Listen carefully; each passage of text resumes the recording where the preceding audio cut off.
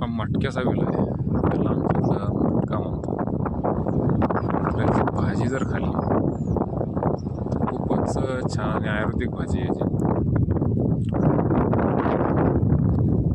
हे मुळव्याधासाठी आणि उष्णता कमी करण्यासाठी खूपच छान झाड आहे. त्याची भाजी आळूच्या पानांपेक्षा पण खूपच छान लागते. त्याचा वेल हा कवटाच्या झाडावर गेलेला आहे.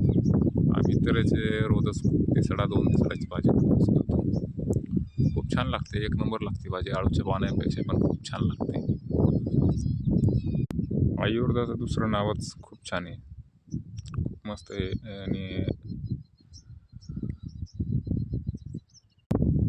आयुर्वेदामध्ये या भाजीचा जास्तीत जास्त वापर केलेला आहे आणि ही भाजी खाल्ल्याने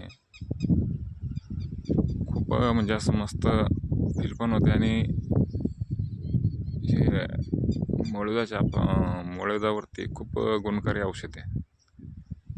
याचा वापर यूज केला पाहिजेच, जेवढा यूज केला तेवढं चांगलंच आहे.